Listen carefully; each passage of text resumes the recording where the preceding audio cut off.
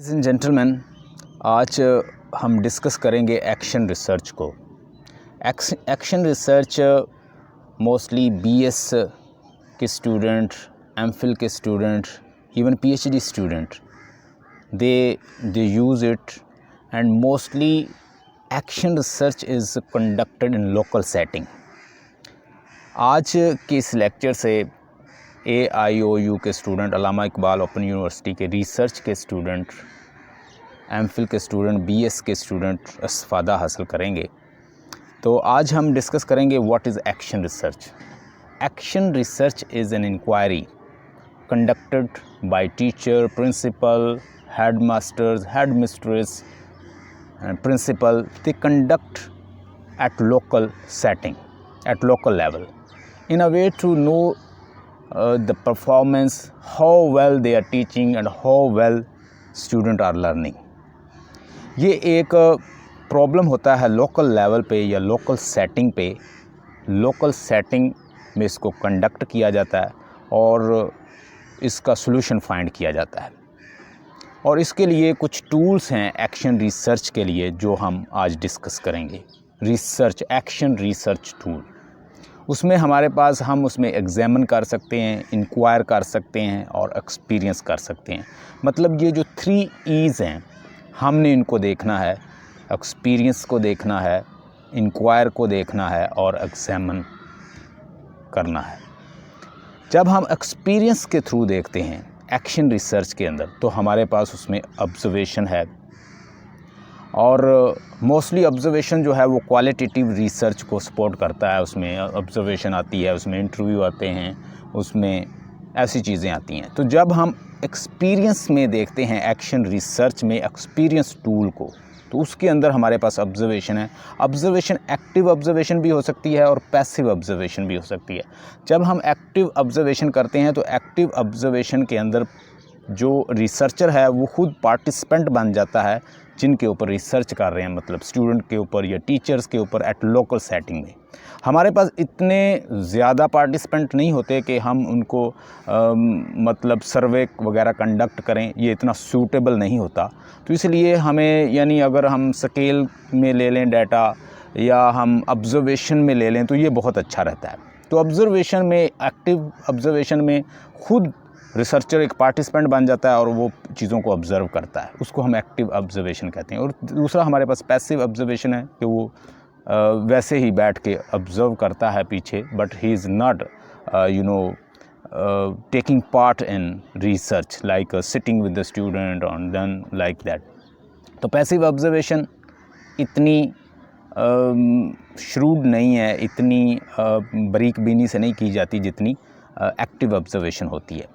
उसके बाद हमारे पास इंक्वायर कैसे कर सकते हैं, उसमें हम इंटरव्यू कर सकते हैं।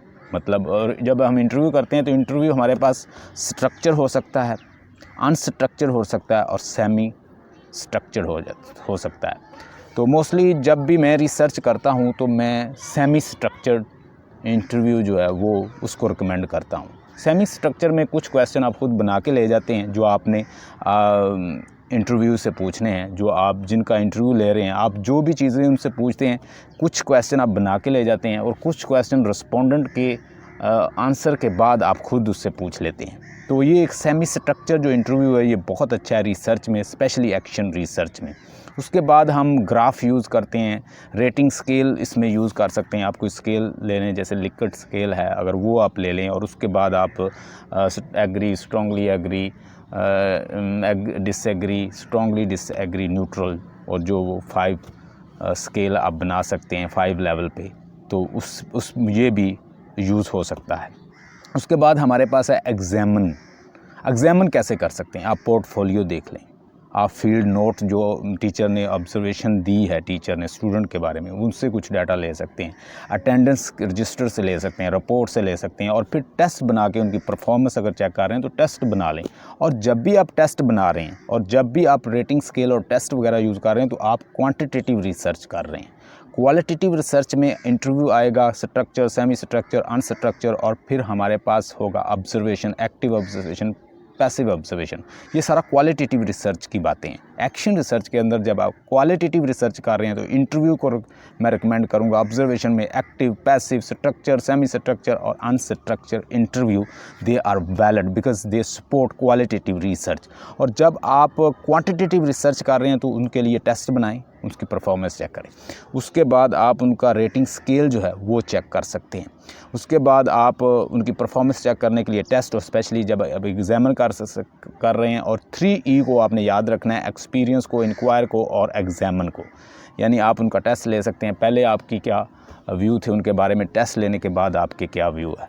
परफॉर्मेंस, टीचर की ऑब्जर्वेशन, चेक लिस्ट आप बना सकते हैं और एक्टिविटीज़ कुछ दे सकते हैं। स्केल, आप कोई ऐसा कंस्ट्रक्ट, आपका जो भी कंस्ट्रक्ट है, रिसर्च कंस्ट्रक्ट है जिसको आप एग्जामिन कर रहे हैं, उस कंस्ट्रक्ट की मतलब मोशन एफिकेसी को चेक कर रहे हैं, सेल्फ एफिकेसी को चेक कर रहे हैं, इमोशनल इंटेलिजेंस को चेक कर रहे हैं उनकी परफॉर्मेंस के ऊपर, तो आप यहाँ पे स्केल यूज़ कर सकते हैं। कोई ऐसा कंस्ट्रक्ट है जो रिसर्च का, तो आप उसके लिए स्केल यूज़ कर सकते हैं, रेटिंग स्केल यूज़ कर सकते हैं, अचीवमेंट टेस्ट बना सकते हैं उनको। अगर आप एक्सप्लोर कर रहे हैं तो आप क्वालिटेटिव टूल को यूज़ करेंगे, जैसे हमारे पास इंटरव्यू है, जैसे हमारे पास structure, semi structure, unstructure, observation, active observation, passive observation, ये सारे टूल क्वालिटेटिव रिसर्च को, और स्पेशली जब आप एक्सप्लोर कर रहे हैं। और अगर आप एक्सपेरिमेंट कर रहे हैं यानी क्वांटिटेटिव आपकी स्टडी, तो फिर मैं रिकमेंड करूँगा क्वांटिटेटिव डाटा कलेक्ट करने के लिए टेस्ट बनाएं, परफॉर्मेंस टेस्ट लें। पहले एक प्री टेस्ट भी दे सकते हैं, आपको पोस्ट टेस्ट भी दे सकते हैं, और उसके ज़रिए पहले क्या था रिज़ल्ट, उसके बाद क्या है, ये आपका क्वांटिटेटिव डाटा होगा। और उसमें आप स्केल, रेटिंग स्केल और टूल्स इस तरह के यूज़ करेंगे जो इसको सपोर्ट करें।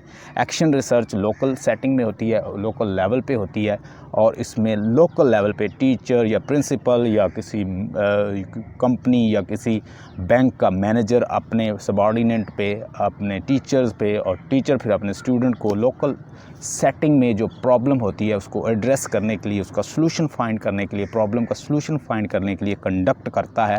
और it's very useful, one should learn about action research, it's very useful. I hope you got the message. और अगर आपका कोई क्वेश्चन हो तो आप कमेंट सेक्शन में लिखिए, मैं आपको इसका आंसर भी दूंगा। Stay blessed and have a nice time.